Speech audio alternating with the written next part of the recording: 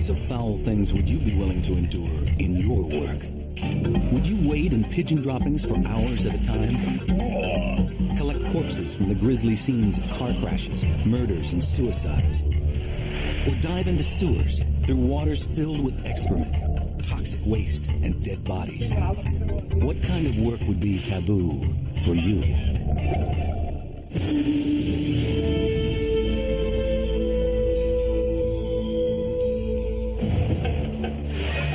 Work is often hard, but there are some jobs that require a special kind of endurance. The ability to tolerate things so disgusting, so rank, so gross, that most people would do almost anything to avoid them.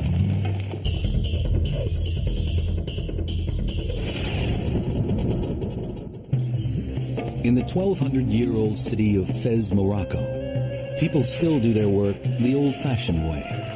And sometimes that means getting much more than just their hands dirty. In one factory here, it means practicing one of the most noxious crafts on earth, the revolting job of turning raw animal skins into beautiful leather. It is not a job for the squeamish. This tannery is infamous as the foulest smelling place in all of Fez. And it reeks of much more than the scent of animal hides that arrive daily. Its stench emanates from an abundant supply of another fetid but natural ingredient: pigeon droppings. Visitors to the tannery don't just notice the odor. You're right, it smells quite strong. They're staggered by it. Oh my God. Initially, when you sort of first smell it, it's really overpowering. And it's like, to me, it smelled like manure. There's a manure smell, and then there's a smell that's quite sickening. Awful, absolutely awful to have to work here. The smells are a particularly powerful elicitor of disgust. Paul Rosen is professor of psychology at the University of Pennsylvania. When you smell something, you take it into your body. It's almost like eating. So there's something more intimate about smelling than there is about seeing or hearing. But like all dirty and smelly work, somebody has to do it. Every day, 17-year-old Musin must wind his way through the ancient alleyways of Fez. He is following in the footsteps of the countless generations who have labored before him in this 600-year-old tannery. I knew about the smell because before dropping out of school, I used to come help my father in the tannery. My first time here, the smell was terrible. I felt like I was suffocating. I couldn't bear it. But after a while, the smell simply became normal for me. I no longer noticed it at all. After just 3 years here, Musin's tenure has been relatively brief. But his father, Abdel, has been breathing in the tannery stench for more than 3 decades. My father taught me everything about the tannery. I do the same thing as he does.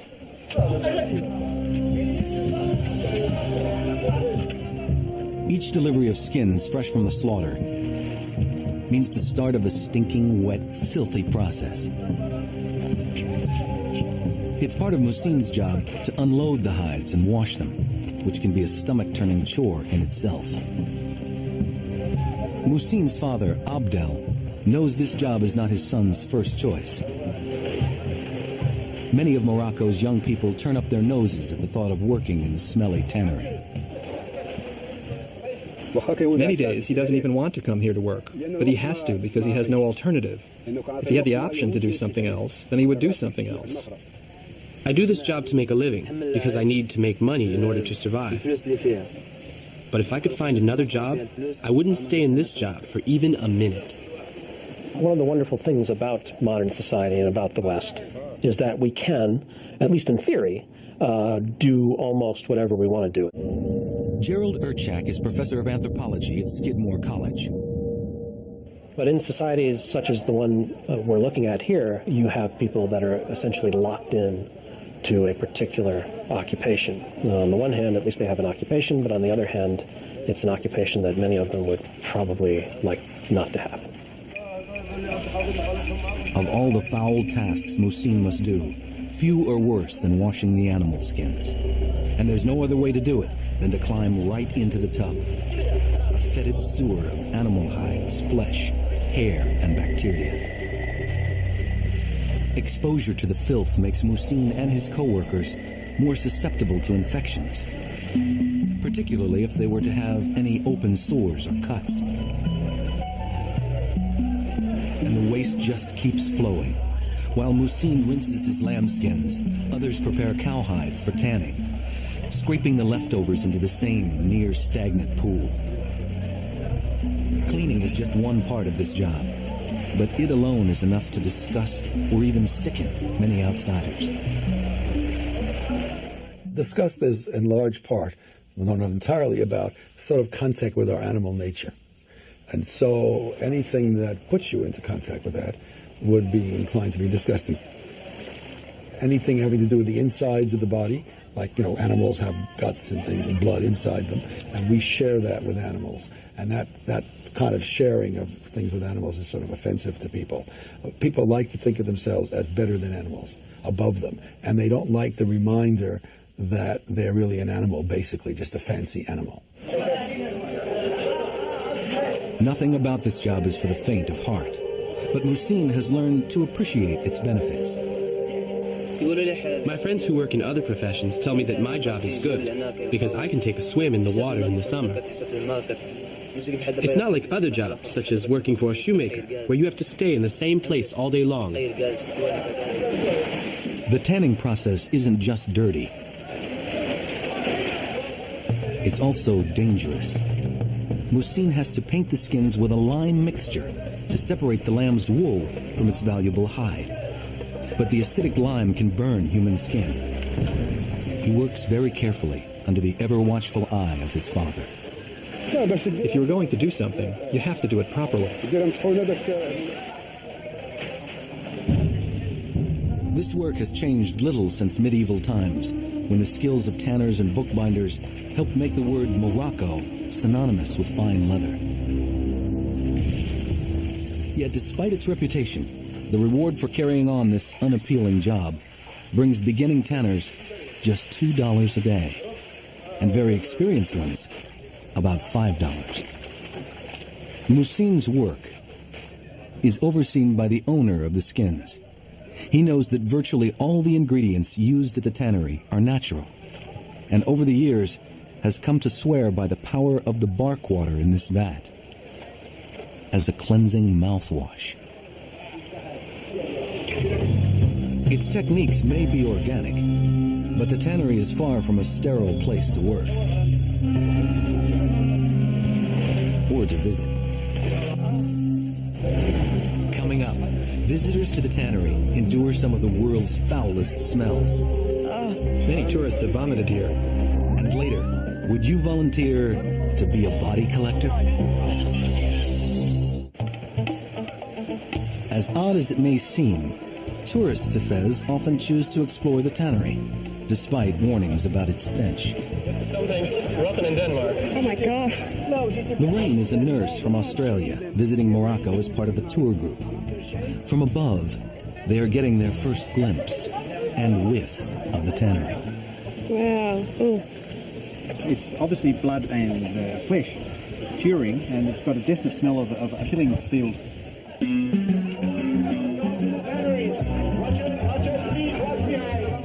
Before entering the heart of the tannery, the tour guide prepares the group for what's to come. Who gives the bad smells? It's not the skin, it's the sheets of pigeons. Yes, we use sheets of pigeons to make them softer. Really? Yes, because in this town... Workers here may be accustomed to the stench, but they know it can hit visitors like a blow to the gut. Many tourists have vomited here, not just one or two. The guide gives the tourists fresh mint to use as an air freshener.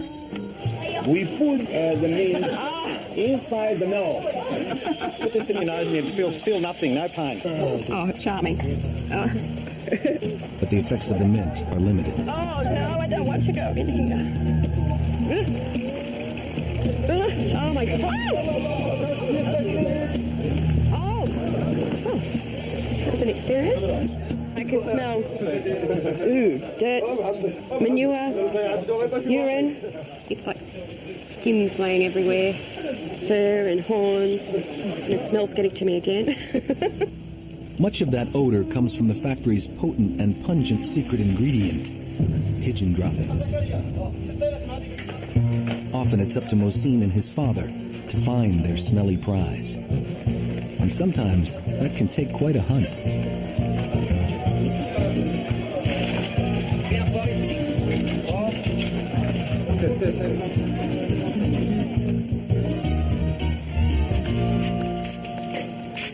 Today's search takes them to the house of a family friend who keeps pigeons on his roof. The birds are well trained. They know where to do their business. Normally, it takes about a pound of pigeon droppings to tan 5 animal skins. The pickings here are slim, but Mosine and his father will add the fresh droppings to the supply they already have. The smell inside the coop is tolerable. It's when the droppings get wet and mix with decaying flesh that they really cause a stink.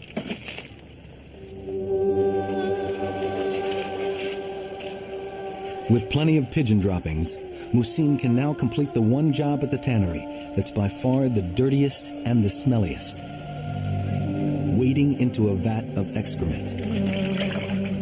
The stench is overpowering, but Mosine must keep his head and be sure to add just the right amount of water to the pigeon droppings.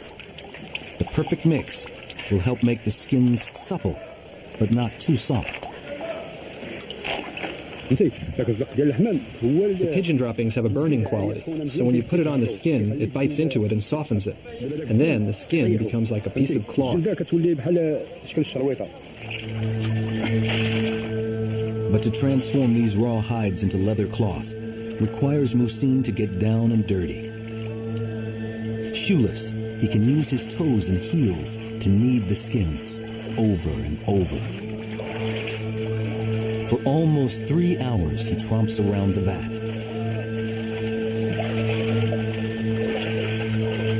Even apart from the smell, it's a difficult chore, requiring strength and endurance. Finally, the skins are soft enough to please the expert, his father, Abdel. This is a very good job. It's a good job, isn't it? Just look at what we produce. It's beautiful. My son made this. It's a product to be proud of, and few who end up wearing this leather on their feet will ever know that it was crafted in one of the foulest smelling places on earth. Often people find jobs undesirable because they involve contact with something taboo. And there are few things more taboo than the dead.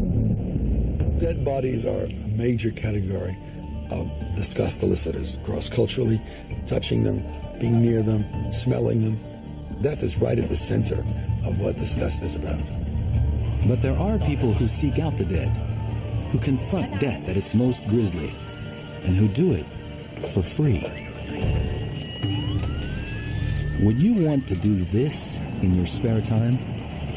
Spend your nights rushing to grisly scenes, auto accidents, fires, and horrible crimes, and then retrieve the dead bodies?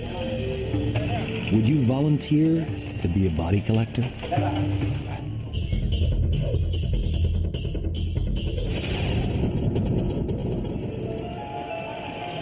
It's 10 p.m. On the streets of Bangkok, Thailand, another motorcyclist has met a tragic end. And 29-year-old Benjawan Makmi is at the scene. But Benjawan is not a paramedic or a nurse. She's a housewife and mother who night after night faces death voluntarily. The blood and twisted body of the victim would sicken most people. When Benjawan handled her first corpse, she was no different. I was very shocked. I'd only seen this on TV. Never the real thing. I felt like I couldn't take it. It was so scary. Touching the dead may be the one thing that terrifies nearly everyone. In many cultures throughout the world, there is a strong taboo against it. Death is a polluting event for most people. It's a contaminating event. If you touch death, somehow a dead body, it sort of takes on it, it enters you in some way. It's a sense of you catching death almost by touching it. By night, Benjuan does a job many view as disgusting and filthy. By day, she earns a living keeping things clean. She makes a modest salary taking in others' laundry.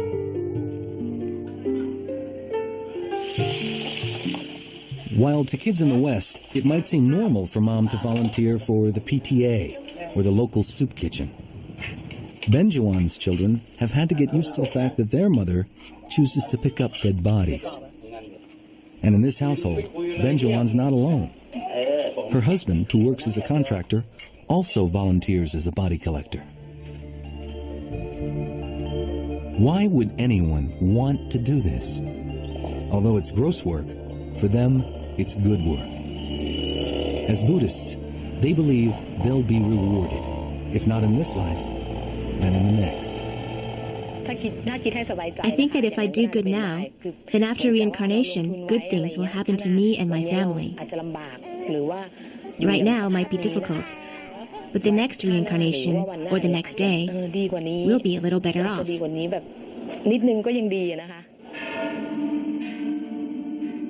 In Bangkok, of course, the people are Theravada Buddhist, and they believe very deeply in reincarnation. So if you carry out your duties in this life the best you can, that greatly increases your chance of coming out better in the next life. Benjuan volunteers for the Ram Katanyu Foundation. This Buddhist charity has trained over 4,000 volunteers to do everything from fight fires to collect and bury bodies. In Thailand, every year, 12,000 people die in auto accidents, many of them in Bangkok. Another 10,000 are murdered or commit suicide. Stretched woefully thin, Bangkok's emergency services could never handle the tide of death without help from the volunteer teams of body collectors. A single charity can collect over 400 cadavers in a month. The volunteers believe they'll get spiritual credit or merits that will benefit them in this life and when their spirit is reincarnated after death. The nastier the work, the more merits you earn.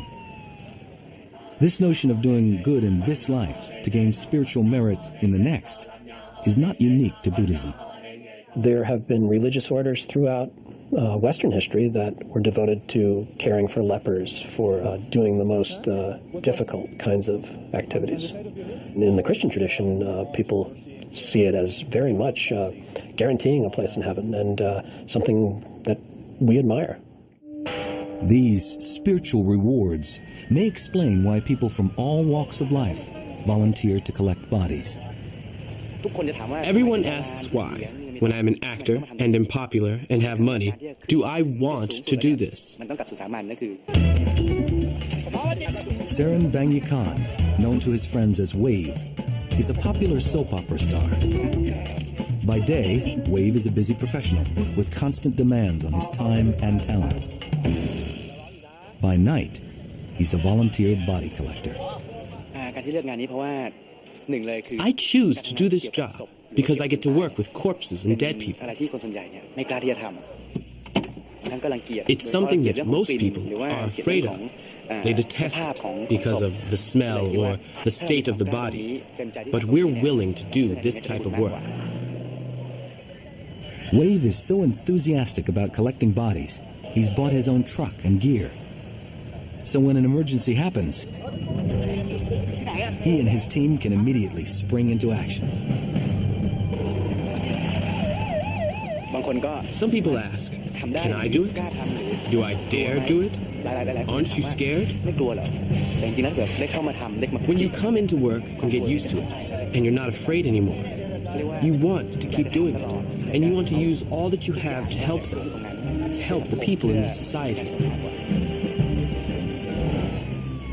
Coming up, Wave must face a disturbing death.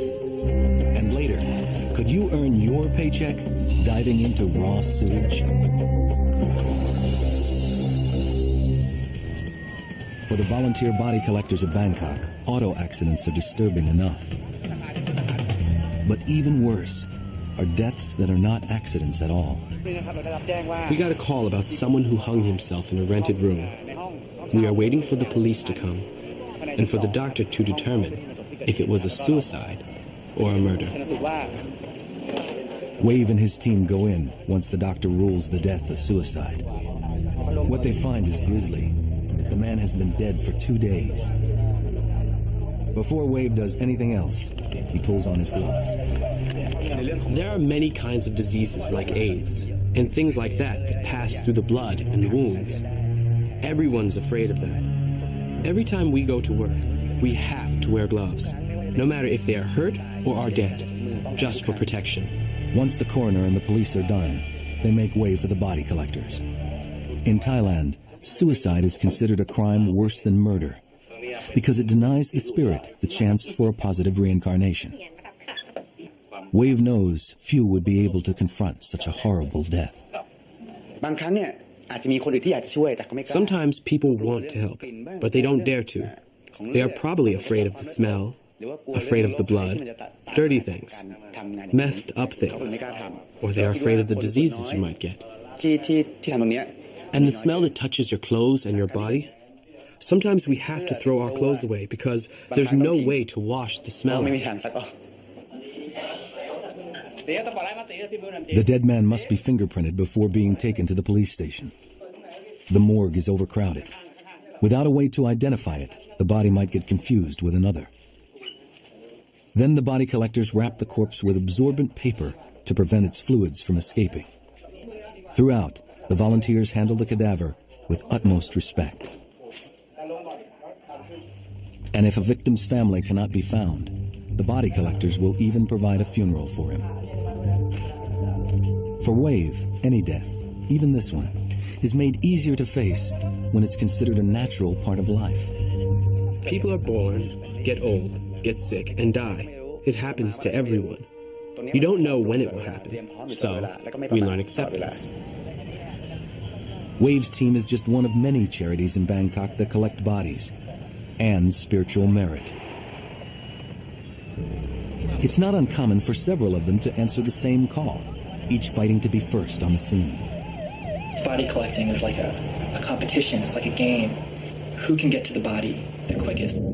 Andrew Matzner is a lecturer at Hollands University. I have heard of accounts where members of two charitable organizations that collect bodies will arrive on a crime scene at the same time and will come to blows. These people will actually come to blows over this corpse. More often, however, volunteers show only reverence for the deceased. They see their job as not just collecting bodies, but helping to guide the spirit on its way.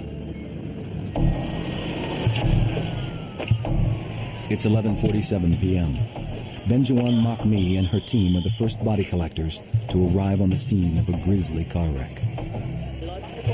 A car crashed into a concrete platform. The injured have been sent to the hospital, and there is one dead male. The victim is a high-ranking police officer, his body still pinned in the mangled car. While some volunteers rush to comfort his wife, who's just arrived, Benjuan helps emergency workers free the corpse.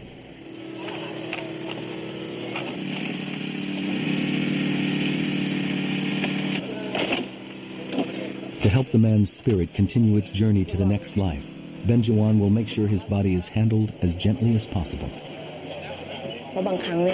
When a person is dead, we should respect them. We can't just treat them any way we want. They still have a heart, like we do. Once removed, the corpse is inspected for wounds and to ensure that any severed parts are collected. Some Thais believe that any missing fingers or limbs will also be absent when the person is reborn. Many people here also believe that after someone dies, their ghost still hovers around the body. Even Benjuan believes the dead person's spirit is sometimes watching her. Some people wonder if ghosts follow us or not. If that happens, I think they just want to protect us. We don't do any harm because we only help them. So they just come and protect us. And when the collecting is complete, the volunteers pause to commune with that lingering spirit. We pay it respect. We ask for forgiveness if we did anything wrong in handling the body. Is touching the body bad? No, because the dead are like us. When they were alive, they had life like us and skin like us. So the more you help them, the more you're blessed. Benjuan insists she will continue to volunteer, collecting the dead in order to collect more spiritual merit. Do I ever think about quitting? Never. If there are accidents, I think about how I'm going to help. And if they lost their lives, how I'm going to get the bodies out. That's what I think. But do I think about quitting? It's never in my thoughts. Touching the dead may be taboo, but when it comes to sheer disgust, there are few things more likely to turn a person's stomach than coming in contact with excrement. Would you take a job swimming in human waste?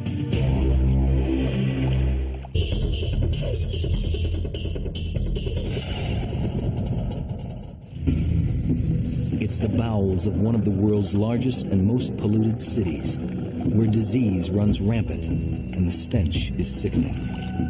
Human excrement, toxic waste, rotting cadavers, all flowing right beneath the sidewalk. To most, the thought of working in a sewer, any sewer, would be revolting. That stuff grosses me out. I would find it highly gross. If anything is a universal disgust, it's feces. And the sewers of Mexico City are as disgusting as any on Earth. But this man, Carlos Barrios, has just given up a comfortable desk job for the opportunity to swim in them. It's not for normal people to do this job. It's 3 o'clock in the afternoon, and Carlos is pulling a dead dog out of the sewer. He's making sure that the wastewater of Mexico City, known as the monster, stays where it belongs. It's like a big monster who show you their teeth and trying to bite you. Would you submerge yourself in raw sewage to make a living? Or retrieve dead bodies from drain pipes for a paycheck? Would you work here? Located in a massive basin, Mexico City is a crowded industrial colossus. Its sewer lines stretch for thousands of miles, some following channels dug by the Aztecs. They snake through ground that is notoriously unstable, sinking every year in a region known for its earthquakes. The sewers are severely overtaxed. Not only must they accommodate runoff from the mountains, but also the waste from the toilets and sinks of 19 million people. The slightest blockage can send sewage flowing into the streets and subways, or worse, into the homes of thousands. We pull up all the things you can imagine. You can see chairs, cars, all kind of waste. Anything you like is in the drains. 8 months ago, at age 45, Carlos decided to leave his job as an accountant to join the team that keeps these sewers flowing. I have worked for the city about 24 years. When I get bored of the office job, the opportunity came for me to dive, and I took it. It was a great change for me. I changed my life completely. For a mere $500 a month, Carlos swims through human waste to repair drain pipes and pumps and to clear blockages. Not many people would want to dive into a cesspool, no matter how bored they were at the office. But there's another reason Carlos spends his days wading through human and chemical waste. He likes it, swimming and diving. He likes it a lot. Carlos may enjoy his work, but his wife Monica is not quite as enthusiastic. It's really dangerous for him. Each time he goes, I pray for everything to turn out fine, and for him to be okay. Monica has good reason to worry. When Carlos took this job, he was well aware of the dangers.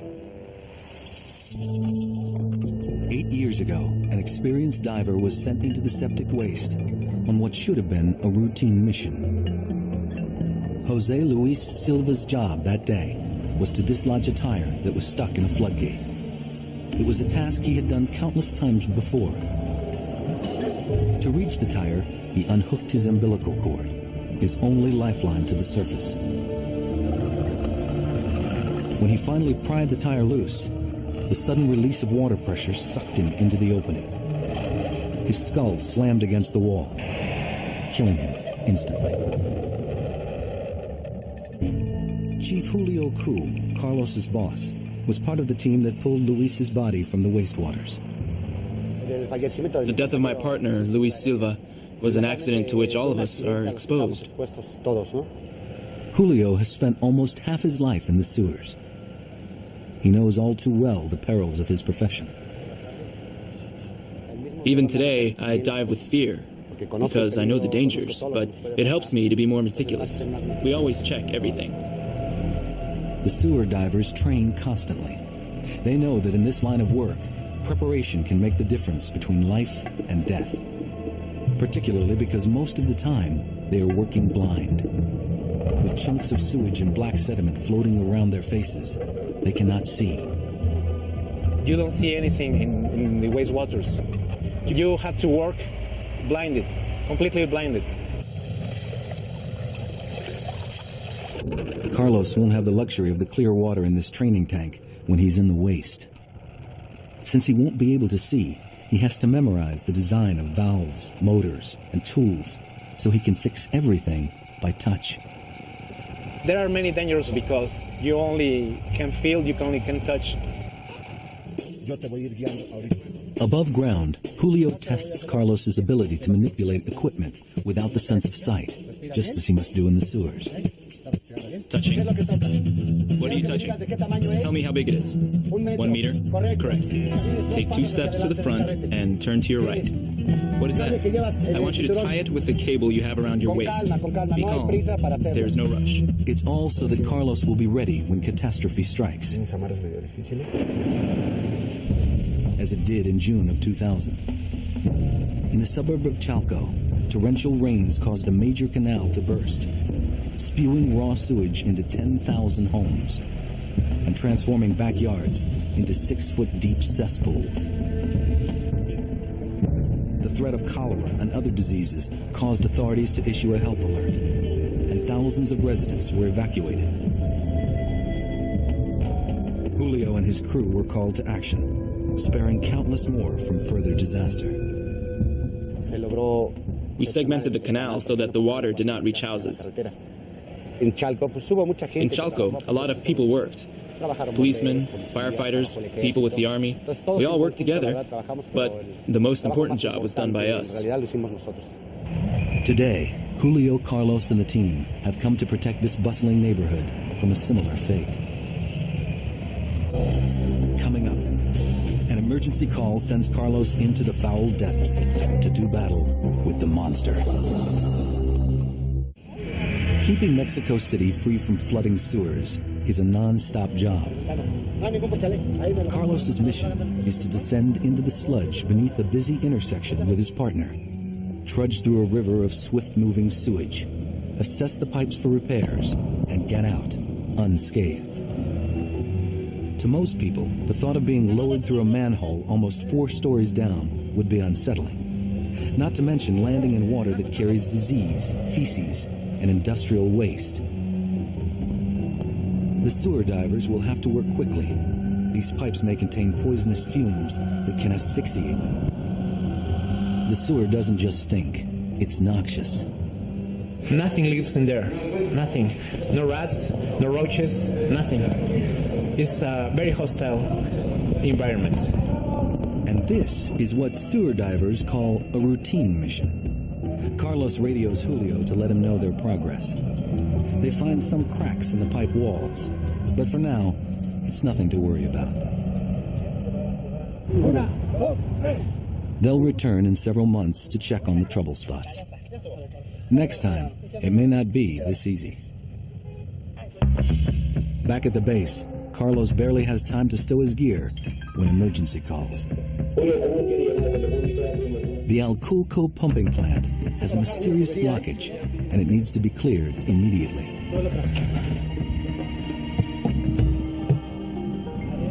Someone will have to plunge into the toxic waters and uncover the problem. Once again, the dirty job falls to Carlos. I'm going to suit up, I'm going to dress up, and I'm going to get down and search it. Be calm and careful. If anything happens, don't despair. I will be the one to make decisions. We will be very safe. It is Carlos's life, so we will be careful. Carlos has no idea what to expect.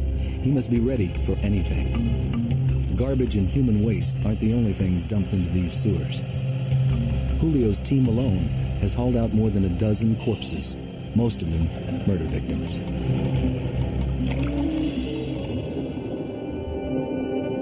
The waste is thick, but by the team's standards, clearer than normal. Still, Carlos has virtually zero visibility. He treads carefully. Alone, in this dark, claustrophobic environment, he must remain calm and focused. Confusion can mean death. I can feel this darkness, this loneliness, and I concentrate in my work, because if you begin to think about the danger you begin to be in panic. It's like a big grave, not to be a human being, just to be a part of that waste. To keep Carlos's anxiety in check, Julio stays in close contact. We talk a lot to them. When they are inside the waters in the dark, it calms them down to listen to the guide. Carlos tries not to think about the soup of bacteria he's swimming in, including tetanus, typhoid, and cholera. His suit protects him, but it isn't armor. A sharp puncture could wreak havoc. If the suit is cut and you cut our skin also, you have to get to the hospital because of the environment. It's very contaminated. After a half-hour search, Carlos locates the obstruction. There's a metallic object. I'm going to touch it to see what it is. Roger. Roger. It has holes in it. Roger. Roger. Tie it up and tell me about it when you get back.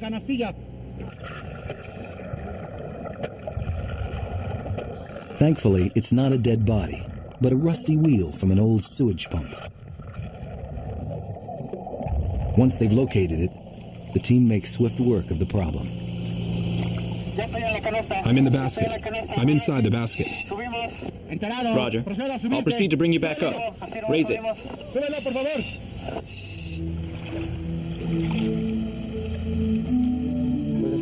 It's a beautiful job that many do not acknowledge. Even though it is ugly, it is special. It's been a successful mission for Carlos. But before he can undress, he must be washed and scrubbed down with a disinfectant. Then, Julio follows up with his charge. When you couldn't see anything, how did you feel? With the instructions, I was calm. There weren't any problems down there. Good job. I'm glad it came out well. In his new job, Carlos has found a renewed sense of purpose. I feel like I'm being someone who makes the people live better. That kind of sense of being good, be helpful, and to be in a job that makes the people have a good service. With infinite amounts of sewage to tend to, it's unlikely that Carlos will be getting a vacation anytime soon. He's got plenty to keep him busy, performing one of the planet's grossest jobs in the bowels of Mexico City.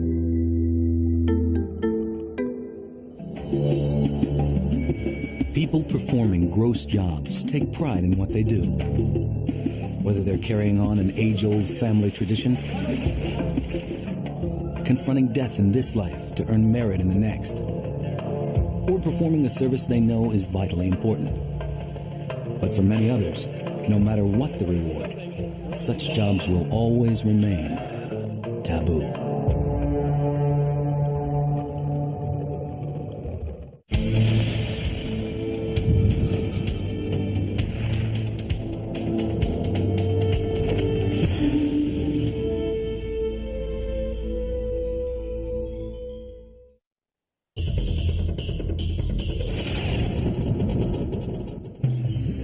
In the 1,200-year-old city of Fez, Morocco, people still do their work the old-fashioned way.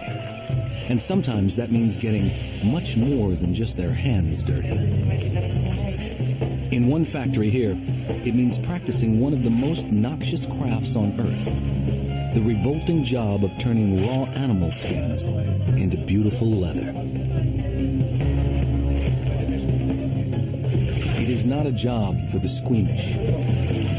This tannery is infamous as the foulest-smelling place in all of Fez. And it reeks of much more than the scent of animal hides that arrive daily. Its stench emanates from an abundant supply of another fetid but natural ingredient. Each delivery of skins fresh from the slaughter means the start of a stinking, wet, filthy process. It's part of Muhsin's job to unload the hides and wash them, which can be a stomach-turning chore in itself. Muhsin's father, Abdel, knows this job is not his son's first choice. Many of Morocco's young people turn up their noses at the thought of working in the smelly tannery. Many days he doesn't even want to come here to work, but he has to because he has no alternative. If he had the option to do something else, then he would do something else. I do this job to make a living because I need to make money in order to survive. But if I could find another job, I wouldn't stay in this job for even a minute. Pigeon droppings. Visitors to the tannery don't just notice the odor. You're right, it smells quite strong. They're staggered by it. Oh my God. Initially, when you sort of first smell it, it's really overpowering. And it's like, to me, it smelled like manure. There's a manure smell, and then there's a smell that's quite sickening. Awful, absolutely awful to have to work here. The smells are a particularly powerful elicitor of disgust. Paul Rosen is professor of psychology at the University of Pennsylvania. When you smell something, you take it into your body. It's almost like eating. So there's something more intimate about smelling than there is about seeing or hearing. But like all dirty and smelly work, somebody has to do it. Every day, 17-year-old Muhsin must wind his way through the ancient alleyways of Fez. He is following in the footsteps of the countless generations who have labored before him in this 600-year-old tannery. I knew about the smell because before dropping out of school, I used to come help my father in the tannery. My first time here, the smell was terrible. I felt like I was suffocating. I couldn't bear it. But after a while, the smell simply became normal for me. I no longer noticed it at all. After just 3 years here, Muhsin's tenure has been relatively brief. But his father, Abdel, has been breathing in the tannery stench for more than 3 decades. My father taught me everything about the tannery. I do the same thing as he does.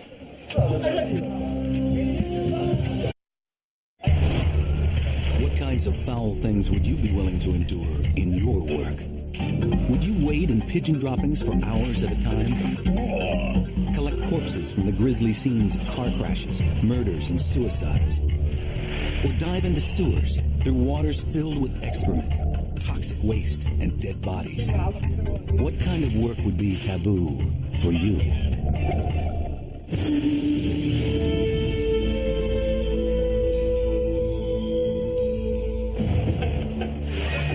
Work is often hard, but there are some jobs that require a special kind of endurance. The ability to tolerate things so disgusting, so rank, so gross, that most people would do almost anything to avoid them.